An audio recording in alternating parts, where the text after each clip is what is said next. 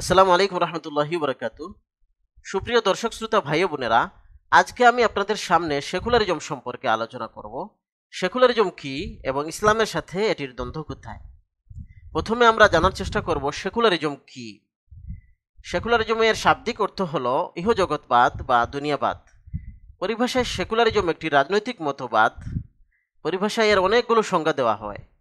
সবগুলো সার কথা হলো রাষ্ট্র ও রাষ্ট্রীয় কার্যক্রমকে ধর্মের প্রভাব থেকে মুক্ত রাখা এবং ব্যক্তিগত ও সামাজিক পর্যায়ে সকল ধর্মচিন্তার জন্য স্বাধীন পরিবেশ নিশ্চিত করা। এখন আমরা দেখব কোথায় কোন প্রেক্ষাপটে সেকুলারিজমের জন্ম হয়।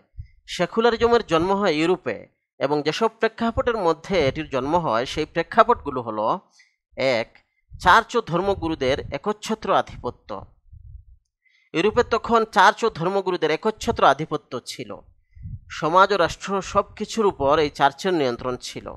রাজা, বাদশাহ, বিচারক, জ্ঞানী, বিজ্ঞানী, গবেষক সবার উপর এই চার্চের নিয়ন্ত্রণ ছিল। চার্চের মর্জির খেলাফ কেউ কোনো কিছু করতে পারত না, এবং যদি করত তাহলে তাকে কঠিন শাস্তি পেতে হতো। দুই, সন্ন্যাসবাদ।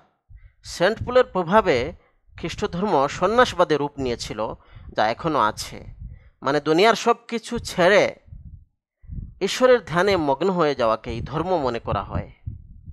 তিন, খ্রিস্টধর্মে বহু আগেই শরীয়ত ও বিধিবিধান রহিত করা হয়। কিছু বিশ্বাস ও চরিত্রের নাম খ্রিস্টধর্ম। এ অবস্থায় রাষ্ট্রীয় পর্যায়ে খ্রিস্টধর্মের মধ্যে কোনো বিধান তো ছিলই না। এ অবস্থায় চার্চের এই আধিপত্য এবং সন্ন্যাসবাদের এই সর্বগ্রাসী প্রভাবকে চ্যালেঞ্জ করা হয়।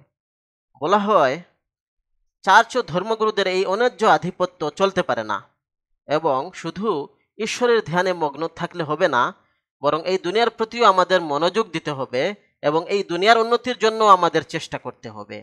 এই চিন্তা থেকেই সেকুলারিজমের জন্ম হয়। আর রাষ্ট্রীয় পর্যায়ে যেহেতু খ্রিস্ট ধর্মের মধ্যে কোনো বিধিবিধান ছিল না, তাই এটি শুধুমাত্র চার্চের আধিপত্য এবং সন্ন্যাসবাদের সর্বগ্রাসী প্রভাবের বিরুদ্ধে বিদ্রোহ ছিল। এরপর যখন নতুনভাবে রাষ্ট্র বিনির্মাণ করা হয়, তখন সংবিধানে সেকুলারিজম রাখা হয় এবং সকল ধর্ম ও ধর্মচিন্তার জন্য স্বাধীন পরিবেশ নিশ্চিত করা হয়, যা এখনও আছে।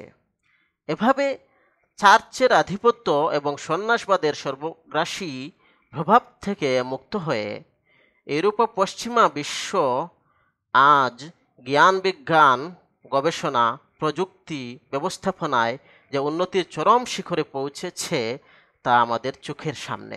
সেই হিসেবে ইউরোপ ও পশ্চিমা বিশ্বের জন্য সেকুলারিজম সঠিক ছিল এবং এটি তাদের জন্য ভালো ফলাফল বয়ে আনে। কিন্তু আমরা মনে করি আমাদের মুসলিম দেশগুলোর জন্য সেকুলারিজম মানানসই নয়। কেননা যেসব প্রেক্ষাপটের মধ্যে ইউরোপে সেকুলারিজমের জন্ম হয়েছিল, সেই সব প্রেক্ষাপট আমাদের মুসলিম দেশগুলোর মধ্যে নেই।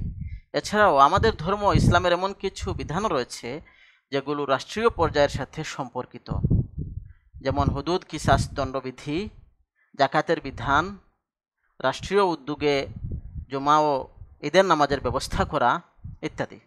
সব মিলিয়ে আমরা মনে করি আমাদের মুসলিম দেশগুলোর জন্য সেকুলারিজম মানানসই নয়।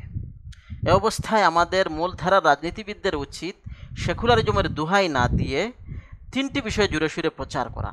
এক, ধর্মের নামে কোনো নির্দিষ্ট গোষ্ঠীর কর্তৃত্ববাদ মেনে নেওয়া হবে না।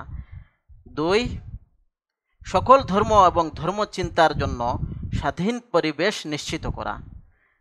তিন, ধর্মের নামে জ্ঞান, বিজ্ঞান ও গবেষণায় কোনো বাধা সৃষ্টি করা যাবে না।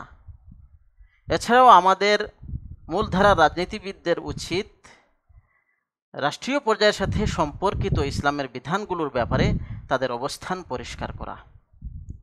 আল্লাহ সুবহানাহু ওয়া তাআলা আমাদের সবাইকে সঠিকভাবে দিন বুঝার তৌফিক দান করুন। ওয়া আখিরু দাওয়ানা আনিল হামদুলিল্লাহি রাব্বিল আলামিন।